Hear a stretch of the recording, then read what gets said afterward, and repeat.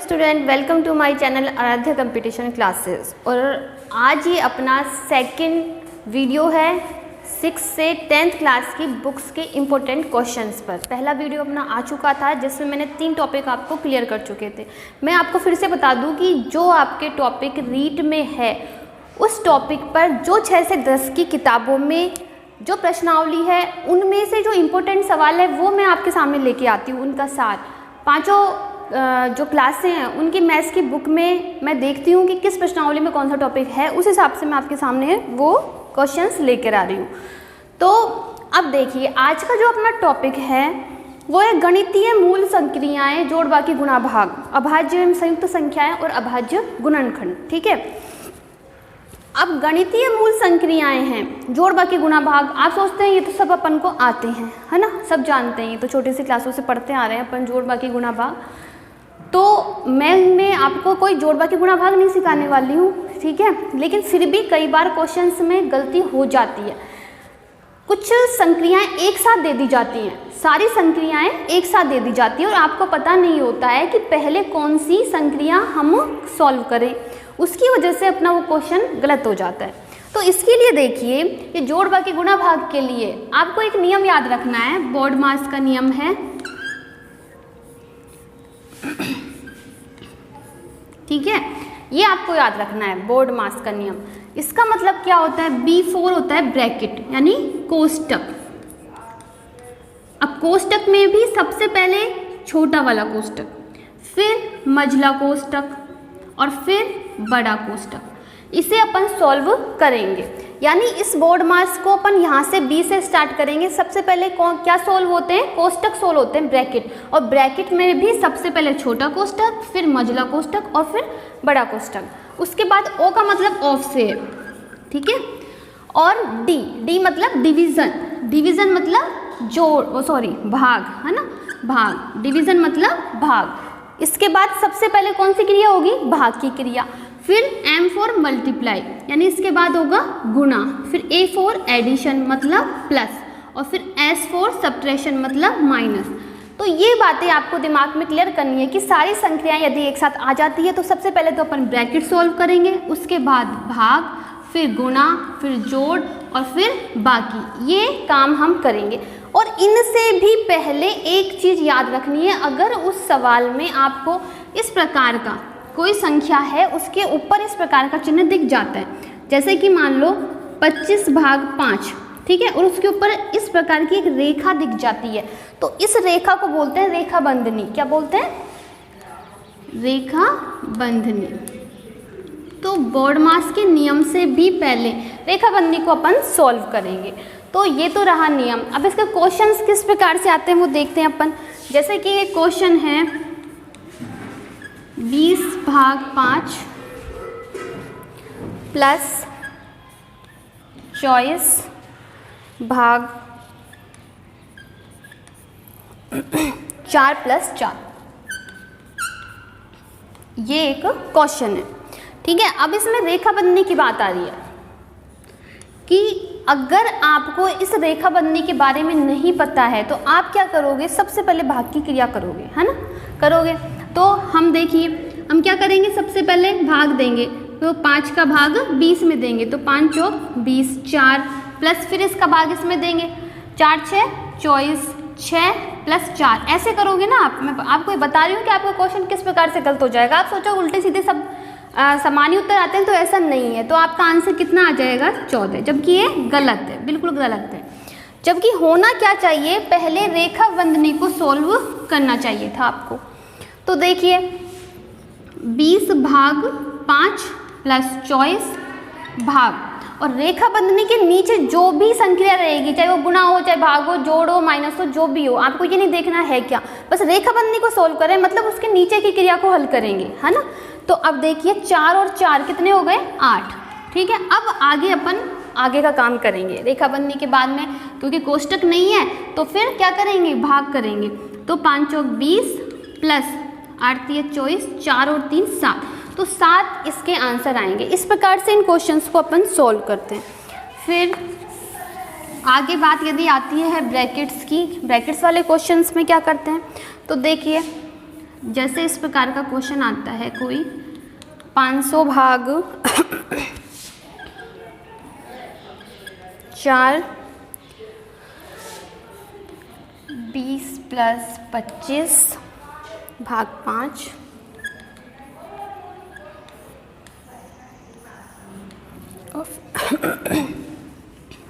देखिए ये क्वेश्चन है, इसमें तीनों ब्रैकेट हैं आपके पास। तो मैंने आपको क्या बताया था, सबसे पहले कोष्टकों में कौन सा कोष्टक हल होता है, छोटा वाला। तो छोटा वाला कोष्टक हल करते हैं अपन। तो देखिए 500 भाग 4, अब छोटे कोष्टक के अंदर जो भी क्रिया है उसमें भी अपन देखेंगे कि सबसे पहले कौन सी क्रिया होगी, भाग वाली होगी। तो आप भाग दो इसमें, तो 20 + 25 तो 5 और फिर 5। फिर देखिए 500 भाग 4 कितने हो गए, 25 और 25 हो गए। और 25 को फिर क्या करेंगे, 4 से गुणा, क्योंकि कोष्टक का मतलब क्या होता है, गुणा ही होता है एक तरीके से। जब अपन इस कोष्टक को हटाएंगे तो 25 किससे गुणा होंगे, 4 से। तो मैं डायरेक्ट लिख देती हूँ इसमें 25 × 4 कितने हो जाएंगे, 100। ठीक है, तो अपना छोटा वाला कोष्टक तो हल हो चुका है। अब क्या बचा है, मझला कोष्टक। तो मझले कोष्टक के अंदर 100 है और फिर भाग 500 है, मतलब भाग ही देना है अपन को। तो 500 में जब 100 का भाग देंगे तो कितने आ जाएंगे, 5। ठीक है, बड़ा ब्रैकेट और था यहाँ पे, तो बड़े ब्रैकेट के अंदर क्या आ गया, 5 और बाहर 5 है, तो इसका मतलब दोनों गुणा हो रहे हैं, तो 25 आंसर आ जाएगा। इस प्रकार से इनको अपन सॉल्व करेंगे। इसके बाद में देखिए क्वेश्चन में इस प्रकार से दे दी जाती है, जैसे बहुत बड़ा गुणा दे दिया कि मान लो 71, 72, 73 × 74 × 75 × 76, कितना भी बड़ा गुणा दिया जा सकता है, कोई भी संख्या मान लो आप, इस प्रकार के गुणा। और क्या पूछा जाता है कि इस गुणा में जो संख्या आएगी गुणनफल, उसका इकाई का अंक होगा। निम्न में से आपसे क्या पूछेगा, सिर्फ इकाई का अंक पूछेगा कि गुणनफल में इकाई का अंक बताइए। अब इकाई के अंक के चक्कर में ये तो है नहीं कि अपन इस पूरे गुणा को करने बैठेंगे, है ना। तो इसके लिए आप सीधा सा तरीका है, सिर्फ और सिर्फ सभी संख्याओं के इकाई के अंकों का ही गुणा करेंगे। कैसे, जैसे ये इसका इकाई का अंक क्या है, 1 है, इसका 2 है, 1 को आप 2 से गुणा करो तो क्या आएगा, 2 एकम 2। ठीक है, फिर उस 2 से आपको अगले इकाई के अंक से गुणा करना है 3 से। ठीक है, तो कितने हो जाएंगे, 3 दूनी 6, फिर 6 से अगले को गुणा करेंगे। ठीक है, 6 चौक 24। अब इस 24 को नहीं देखेंगे, सिर्फ किसको देखेंगे, 4 को देखेंगे कि गुणा करने पे क्या आया है, 4 आया है। फिर इस 4 को किससे गुणा करेंगे, अगले इकाई के अंक से, तो 4 × 5 = 20। तो अब 20 में क्या है, इकाई का अंक 0 है। अब 0 को तो किसी भी अंक से गुणा करेंगे तो आगे 0 ही आता जाएगा, यानी अगर आपके स्टार्टिंग में ही अगर 0 आता है तो आपको आगे करने की आवश्यकता ही नहीं है, उसका इकाई का अंक क्या होगा, 0 ही होगा। यानी अगर आपको कितनी ही बड़ी संख्या है, कितना ही बड़ा गुणनफल है, अगर आपको 5 दिख गया ना उसमें कहीं पे भी, 5 में खैर हमेशा 0 नहीं आएगा, सम संख्या में ही 0 आता है, वो तो खैर आपको देखना पड़ेगा। तो यदि अगर आपको इकाई का अंक कहीं भी 0 मिल जाता है तो उसका गुणनफल क्या होगा, उसमें इकाई का अंक हमेशा 0 ही आएगा, ये आपको याद रखना है। ऐसे ही भाग की बात आती है, जैसे कि कोई भी क्वेश्चन है 4800 भाग 24 भाग 5 भाग 2, इस प्रकार से भाग आता है। ठीक है, और इसको सरल करवाता है कि इसका हल ज्ञात कीजिए। तो कई बच्चों को ये भी नहीं पता होता कि भाग की क्रिया को किस प्रकार से सॉल्व करते हैं, वो यहाँ से भी हल कर सकता है। ठीक है, कि यहाँ से करना स्टार्ट कर दे। तो देखिए इसको आप हमेशा कि भाई भाग का मतलब क्या होता है, बटे 2। जैसे कि मैं लिखती हूँ 10 भाग 5, तो इसका मतलब क्या है कि 10 में 5 का भाग जा रहा है ना। तो यानी ये प्रथम संख्या कहाँ आएगी, नीचे आएगी, और ये वाली संख्या ऊपर आएगी। तो इसमें आप इधर की तरफ से ध्यान दो, जो प्रथम संख्या रहेगी ना उसको तो आप ऊपर रहने दो 4800। ठीक है, उसके बाद में भाग है यानी 24 कहाँ पे आएंगे, इसके बटे में आएंगे, गुणा 1/24। या फिर आपने छोटी क्लास में पढ़ा हो तो ये बात ध्यान दी होगी कि भाग का जो चिन्ह होता है उसको गुणा में परिवर्तित कर सकते हैं, और गुणा में परिवर्तित करते ही वह संख्या कहाँ चल जाती है, बटे में चल जाती है। ये अपन ने छोटे क्लासों में पढ़ा था। तो ऐसे ही ये भाग गुणा में परिवर्तित हो गया और 5 कहाँ चले गया, बटे में। ऐसे ही ये भाग 1/2 इस प्रकार से गुणा में बदलकर अब इसको अपन सॉल्व करेंगे। तो 24 दूना 48, 200 हो गए, 5 चौक 20, 40 और ये 2 से 40 20 बार, तो 20 इसका आंसर आ गया। इस प्रकार से इन क्वेश्चंस को अपन सॉल्व करें। अब देखिए अगला टॉपिक है अपना अभाज्य संख्याएं, संयुक्त संख्याएं। तो इसमें अभाज्य संख्याओं की परिभाषा और ये सारे टॉपिक मैं बहुत अच्छे से नंबर सिस्टम में आपको समझा चुकी हूँ, लेकिन फिर भी हल्का सा समझ लो कि अभाज्य संख्याएं कौन सी होती हैं। वे संख्याएं जिनमें केवल स्वयं का या फिर एक का भाग जाता हो, उन्हें क्या कहते हैं, अभाज्य संख्याएं। तो सबसे छोटी अभाज्य संख्या की बात आती है, तो सबसे छोटी अभाज्य संख्या होती है 2, क्योंकि 2 में सिर्फ 2 का भाग जाएगा और 1 का भाग जाएगा। तो पहली सम संख्या भी बोल सकते हैं इसको, सम अभाज्य संख्या कौन सी होती है, 2 होती है। इसके बाद 3 है, फिर 5 है, फिर 7 है, फिर 11, 13। तो इस प्रकार के क्वेश्चन भी बनते हैं। 50 से छोटी कुल कितनी अभाज्य संख्याएं हैं, वो सब मैं आपको पहले वीडियो में समझा चुकी हूँ, है ना। तो आप इन चीज़ों को याद, और जो लास्ट वीडियो जिसमें मैंने ये सब कुछ समझाया था आपको अभाज्य संख्याएं, उसका जो लिंक है आई बटन है, उस पर आप जाकर उसको देख सकते हैं, ठीक है। अब देखिए ये सारी कौन सी संख्याएं, अभाज्य संख्याएं। और दूसरी बात आती थी, मैंने टॉपिक में लिखा था आपको ऊपर, संयुक्त संख्याएं। तो संयुक्त संख्या से आपको बिल्कुल भी कंफ्यूज नहीं होना है कि भाई अभाज्य संख्या हो गई तो बाकी संख्या कौन सी बची। अभाज्य संख्या के अलावा जो संख्याएं होती हैं वो कौन सी संख्या हो गई, भाज्य संख्याएं, है ना। तो भाज्य संख्या वो संख्या होती है जिसमें खुद का जाए, 1 का जाए, इसके अलावा किसी अन्य संख्या का भी भाग चल जाए, जिसमें 2 से ज़्यादा संख्याओं का भाग जाए, वो सब संख्याएं कैसी हैं, भाज्य संख्याएं। तो अब भाज्य संख्या में भी अगर आपसे क्वेश्चन आ सकता है कि सबसे छोटी भाज्य संख्या कौन सी होती है, तो देखिए जो 1 होता है ना अपना 1, वो न तो अभाज्य संख्या होती है न ही भाज्य संख्या होती है। वो कोई सी भी संख्या नहीं होती, उसको किसी भी श्रेणी में नहीं रखा गया है, क्योंकि इसमें सिर्फ 1 का भाग जा रहा है, एक ही कंडीशन को फॉलो कर रहा है ये। तो जबकि अभाज्य में था कि 2, 1 का भी भाग जाए और खुद का भी भाग जाए, तो इसको इसमें भी नहीं माना, और इसने तो बिल्कुल ही नहीं माना, क्योंकि 2 से ज़्यादा संख्याओं का भाग जाना चाहिए। अब भाज्य संख्या सबसे छोटी कौन सी हुई, 2 तो अभाज्य हो गई, 3 भी अभाज्य हो गई, तो सबसे छोटी भाज्य संख्या होती है 4। सबसे छोटी भाज्य संख्या कौन सी होती है, 4, याद रखना है। और जो भाज्य संख्या होता है ना, उसी को अपन संयुक्त संख्या या यौगिक संख्याएं भी कहते हैं। तो इस नाम से आपको बिल्कुल भी कंफ्यूज नहीं होना है। भाज्य संख्याओं को ही क्या कहते हैं, संयुक्त संख्याएं या फिर यौगिक संख्याएं। और सबसे छोटी संयुक्त संख्या या सबसे छोटी यौगिक संख्या कौन सी होती है, 4 होती है। अब देखो आपके क्लास 6 में प्रश्नावली है 3.2। 3.2 में ये सब अभाज्य संख्या और भाज्य संख्याओं के बारे में ही दिया हुआ है। प्रश्नावली का सवाल है आपके सामने जो आपको दिख रहे हैं ना, ये आपसे पूछ रहा है इस क्वेश्चन में, प्रश्नावली के सवाल में, कि निम्न में से सत्य कथन और असत्य कथन बताइए। ऐसे क्वेश्चन अपने रीट में बहुत ज़्यादा आते हैं और इन्हीं में सबसे ज़्यादा गलती होती है, क्योंकि अपना दिमाग नहीं लगा पाते वो 4 ऑप्शन में से। उसमें क्या पूछता है, निम्न में से असत्य कथन छांटिए या फिर निम्न में से सत्य कथन छांटिए, जबकि बिल्कुल ईजी क्वेश्चन है। अगर आप इसको दिमाग लगा के एक एक को समझोगे तो कुछ भी नहीं है इसमें। देखिए 3 विषम संख्याओं का योग सम होता है। अब सम विषम सब जानते हैं कि जिसमें 2 का पूरा भाग चल जाए वो सम संख्या होती है, जिसमें 2 का पूरा भाग नहीं जाए वो विषम संख्या होती है। अब क्या कह रहा है ये, 3 विषम संख्याओं का योग, तो करके देख लिया करो, कोई दिक्कत नहीं है। छोटी से छोटी संख्याओं को ले लो, अगर वो छोटी से छोटी संख्याओं में भी वो कंडीशन फॉलो हो रही है तो बड़ी में भी फॉलो होगी। इसलिए आप एक छोटी सी संख्या को देख लो कि भाई 1 है और इसके बाद में फिर कौन सी आ गई, विषम 3 आ गई, और फिर कौन सी आ गई 5 और 1 6 3 9, क्या हुआ, विषम आया है। तो विषम आया है, इसका मतलब ये क्या है, गलत है।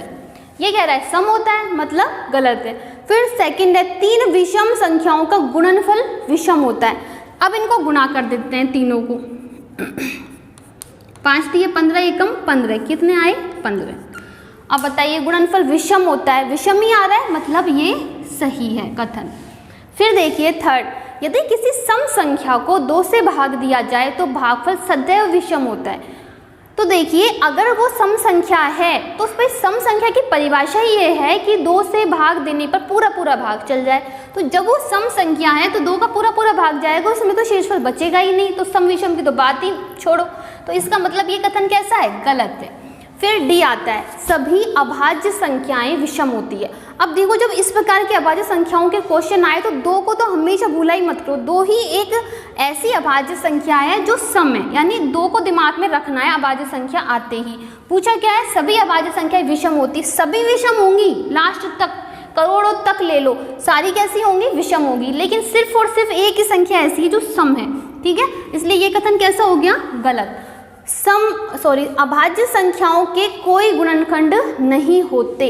अभाज्य संख्याओं के गुणनखंड होते हैं, कैसे नहीं होते, जैसे अपन 5 को लेते हैं तो 5 का गुणनखंड क्या हो गया, 5 गुणा 1, ठीक है, तो इनके भी गुणनखंड होते हैं, बस उस गुणनखंड में 2 ही अंक आते हैं, ठीक है, इसलिए अभाज्य संख्याओं के गुणनखंड नहीं होते। ये कथन भी कैसा है, गलत है। दो अभाज्य संख्याओं का योग सदैव सम होता है। दो अभाज्य, अब मैंने कहा ना जब अभाज्य संख्या आई तो सबसे पहले आप दो को तो मत ही भूला करो, क्योंकि दो ही गड़बड़ करता है। तो दो अभाज्य संख्याओं का योग, अब एक तो आप ले लो दो कोई, और बाकी आप कोई से भी ले सकते हो, 7 ले लो। तो दोनों का जो हमने योग किया 7 और 2 का, तो क्या आया 9। और ये क्या कह रहा है, दो अभाज्य संख्याओं का योग सदैव सम होता है, मतलब ये कथन कैसा है, गलत है। केवल दो ही एक समअभाज्य संख्या है, सही बात है, सिर्फ और सिर्फ दो ही एक ऐसी संख्या है जो सम संख्या भी है और अभाज्य संख्या भी है।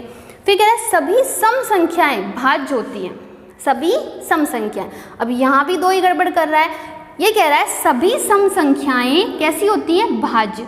तो सही है, सभी सम संख्याएं भाज्य होती हैं क्योंकि उनमें 2 का पूरा पूरा भाग जाता है। लेकिन ये 2 है, ये स्टार्टिंग की जो 2 है ये खुद अभाज्य संख्या है, इसलिए ये कथन भी क्या हो गया, गलत हो गया, ठीक है। तो इस प्रकार से इन क्वेश्चंस को अपन समझ सकते हैं। अपना अभाज्य युग्म एक शब्द दिया हुआ है, क्लास 6 की बुक में ही है, लेकिन आपको इस शब्द से बिल्कुल भी घबराना नहीं है। अभाज्य युग्म क्वेश्चन आ सकता है कि निम्न में से अभाज्य युग्म वाली संख्याएं हैं, ऑप्शन में दे रख सकता है। तो देखिए अभाज्य युग्म कौन से होते हैं, ऐसी दो अभाज्य संख्या है जिनका अंतर, जिनके बीच का अंतर 2 हो, ठीक है, जैसे कि 3 है और 5 है। 3 और 5 दोनों के बीच में 2 का अंतर है, तो ये कैसे क्या बनाएंगे, ये अभाज्य युग्म। फिर इसके बाद में 5 और 7 है ना। फिर देखिए 7 के जस्ट बाद में कौन सी आती है, अपनी 11 आती है, तो ये युग्म नहीं हुआ, सिर्फ 2 का अंतर होना चाहिए। फिर 11 और 13, तो ये संख्याएं ऐसी हैं जो कि अभाज्य युग्म बनाती हैं, ठीक है। तो ऐसी संख्याएं जिनके बीच में 2 का अंतर हो, एक तो ये नई बात हो गई। अब इसके बाद में अगला टॉपिक है अपना अभाज्य गुणनखंड, है ना।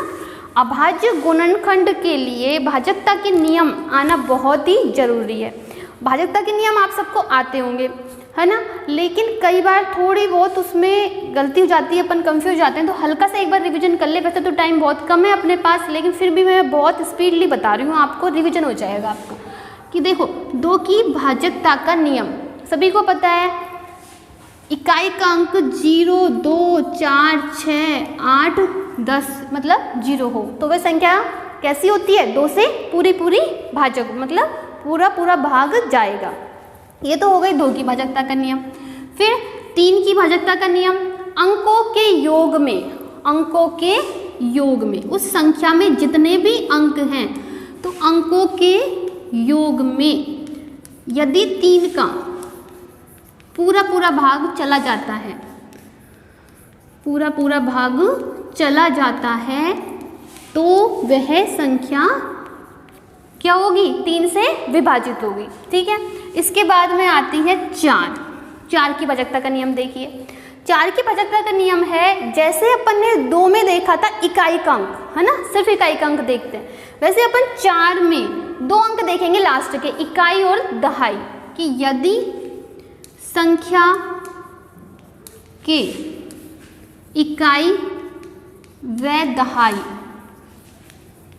दोनों अंकों में 4 का भाग पूरा चला जाता है, तो वह संख्या 4 से पूर्णतः विभाजित होगी। जैसे मान लो कि कोई भी संख्या है, कितनी ही बड़ी क्यों न हो, अपन को इससे मतलब नहीं है, लास्ट के इकाई दहाई ये दोनों को देखेंगे एक साथ। ये नहीं है कि 4 में अलग भाग देंगे, 2 में अलग भाग देंगे, अलग अलग नहीं देना है, एक साथ देना है। तो इकाई दहाई क्या है, 24 में 4 का पूरा भाग जाता है, मतलब इस संख्या में भी 4 का पूरा भाग जाएगा। ये हो गई अपनी 4 की भाजकता का नियम। 3 की भाजकता में क्या था, 3 की भाजकता में अंकों का जोड़ करना है अपन को, जैसे 729 है तो इसमें अंक क्या क्या होंगे, 3 अंक है, 7 और 2 9, 9 9 18, तो 18 में 3 का पूरा पूरा भाग जाता है, तो मतलब इस संख्या में भी 3 का पूरा पूरा भाग जाएगा। ये तो हो गई 3 की भाजकता का नियम। फिर देखते हैं 5 की। 5 की भाजकता का नियम होता है यदि संख्या का इकाई का अंक 0 और 5 हो तो वह संख्या 5 से पूर्णतः विभाजित होगी। इकाई का अंक क्या होना चाहिए, 0 और 5। फिर 6 की भाजकता का नियम देखिए। 6 की भाजकता का नियम होता है यदि वह संख्या 2 व 3 से पूर्णतः विभाजित हो, 2 से भी और 3 से भी अलग अलग पूर्णतः विभाजित है, तो वह संख्या 6 से भी विभाजित होगी। अब आप कहोगे कि भाई 6 की भाजकता का नियम क्या काम आएगा अपने, तो क्योंकि अपने अभाज्य गुणनखंड पढ़ेंगे और अभाज्य गुणनखंड में तो सिर्फ 3 5 7 11 इनका भाग देते हैं, तो 6 का तो कोई काम नहीं आएगा। तो देखो 6ठी क्लास में क्वेश्चन है, बहुत अच्छा क्वेश्चन है, अगर आपके एग्जाम में आ जाए तो यही आप गलत कर जाओगे। 6 इसमें ये पूछ रहा है कि निम्न में से कौन सी संख्याएं 6 से विभाजित होंगी। ठीक है, निम्न में से कौन सी संख्याएं 6 से पूर्णतः विभाजित होंगी, और बहुत सारी संख्याएं आपको दे रखी है। पहली संख्या ये दे दी आपको, दूसरी दे दी आपको,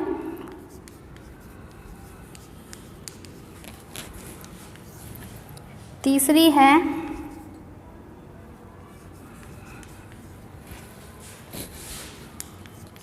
और चौथी है। वैसे तो बहुत सारी संख्याएं हैं पर मैं तो आपके ऑप्शन के हिसाब से 4 ही लेके चल रही हूँ। ठीक है, तो ये चारों ऑप्शन आपको दे दिए और आपसे क्या पूछेगा कि निम्न में से 6 से विभाजित संख्या बताइए, या निम्न में से 6 से विभाजित नहीं है वह संख्या बताइए, ऐसा कुछ दे सकता है ना। तो आप ये तो है नहीं एग्जाम में इन चारों संख्याओं में 6 का भाग देने बैठोगे, है ना। तो अगर आपको ये नियम पता है 2 व 3 से पूर्णतः विभाजित है, तो देखो आप क्या करोगे। सबसे पहले 2 की भाजकता का नियम देखोगे, इकाई का अंक 0 2 4 6 8 10 होना चाहिए। तो देखिए 2 0 0 3 मतलब 1 2 3, इस तीनों में 2 का ये तो फॉलो कर रहा है कि 2 का भाग जा रहा है, इसमें नहीं जा रहा, तो इसको तो ऑप्शन को पहले ही क्रॉस कर दो। ठीक है, अब अपने पास 3 संख्याएं बची है। अब इन तीनों में अपन को 3 की भाजकता का और देखना है। अगर 3 की भाजकता जिसमें फॉलो हो गई वही 6 से पूर्णतः विभाजित हो जाएगी। तो 3 की भाजकता का नियम क्या कहता है, अंकों का योग। तो इन सभी का अंकों का योग करके देख लो, 4 4 8 और 1 9 9 9 18, और 7 और 2 कितने हो गए 9, तो कितने हो गए 27। तो 27 में मतलब 3 का भाग जा रहा है, मतलब ये 6 से पूर्णतः विभाजित होगी। इस प्रकार से अपन इनको चेक करेंगे। हो सकता है ये भी हो, ये भी हो, क्योंकि मैंने तो बहुत सारे में से 1 2 4 ही सेलेक्ट किए थे। क्वेश्चन इस प्रकार से था कि कौन सी संख्या विभाजित होगी कौन सी नहीं होगी। ये कक्षा 6 का क्वेश्चन है, इसलिए तो आपके एग्जाम में इस टाइप के क्वेश्चन भी आ सकते हैं, है ना। अब इसके बाद में आता है 8 की भाजकता का नियम। तो जो 4 की भाजकता का नियम है ना, वैसे ही 8 की भाजकता का नियम है। क्या कि अब इसमें इकाई और दहाई लिए थे, अब की बार अपन सैकड़ा तक और बढ़ जाएंगे, है ना, कि इकाई दहाई व सैकड़ा में 8 का भाग जाता है, तो वह संख्या 8 से पूर्णतः विभाजित होगी, है ना। तो वही बात होगी, कितनी ही बड़ी संख्या क्यों ना हो, अपन को क्या देखना है, लास्ट के 3 अंक देखने हैं। अगर तीनों अंकों में 8 का पूरा पूरा भाग जा रहा है तो वह संख्या क्या होगी, 8 से पूर्णतः विभाजित होगी। फिर बात आती है 9 की भाजकता का नियम। 9 की भाजकता का नियम सेम 3 की तरह है। ठीक है, जैसे अंकों के योग में 3 का पूरा पूरा भाग जाता है, वैसे ही यदि अंकों के योग में 9 का पूरा पूरा भाग जाता है तो वह संख्या 9 से पूर्णतः विभाजित होगी। 10 का आता है तो 10 का तो बिल्कुल सिंपल है कि क्या होना चाहिए, इकाई का अंक 0। यदि इकाई का अंक 0 है तो वह संख्या 10 से पूर्णतः विभाजित होगी, वरना नहीं होगी। फिर आता है 11 का, इसमें से भी क्वेश्चन बन सकता है। देख सबसे ज़्यादा क्वेश्चन किस में से बनते हैं, 3 6 9 और 11, इनमें से ही क्वेश्चन ज़्यादा बनते हैं, क्योंकि बाकी तो 2, 4, 8 इनमें तो क्वेश्चन कम ही बने हैं, बहुत बार एग्जाम में आ चुके हैं इनका 3, 6, 9, 11 का। तो 11 का समझ लिए, और तो फिर भी आपको दिमाग में रह जाते हैं, 11 का आप भूल जाते हो। देखिए, संख्या के सम स्थानों व विषम स्थानों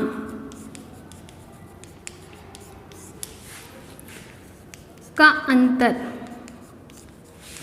यदि 0 व 11 हो तो 11 के अलावा ज़्यादा भी हो सकता है, मतलब 11 का ही गुणज 22, 33, लेकिन इतनी बड़ी संख्या होगी नहीं, है ना। 0, 11, 22 इस प्रकार का जिसमें 11 का भाग जाता हो तो वह संख्या क्या होगी, 11 से पूर्णतः विभाजित होगी।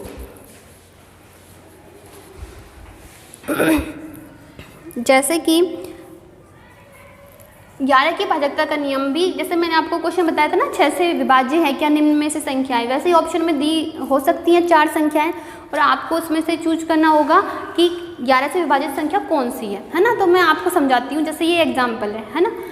इसमें आपको बताना है कि 11 से विभाजित है या नहीं है। तो क्या बताया था मैंने कि सम स्थान और विषम स्थान। सम स्थान मतलब सम विषम का भी चक्कर अगर दिमाग में नहीं बैठता है, एक छोड़ के एक याद कर लो, एक छोड़ के एक। जैसे पहली संख्या ली, फिर इसके बाद उस एक संख्या छोड़ के तीसरी, फिर इसके बाद ये, फिर ये, ठीक है। तो इन संख्याओं का तो योग एक साथ कर लेंगे अपन। क्या क्या आई, 8 + 3 + 6 + 0।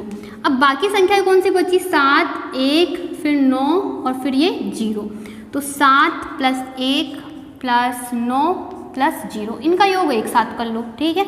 योग करते हैं, 6, 3, 9, 8, 17, फिर 7 और 1 8, और 8 और 9 17। अब दोनों का अंतर देखेंगे, इसका और इसका अंतर। यदि अंतर, अब दोनों का 17 में से 17 गए तो 0 आ गया।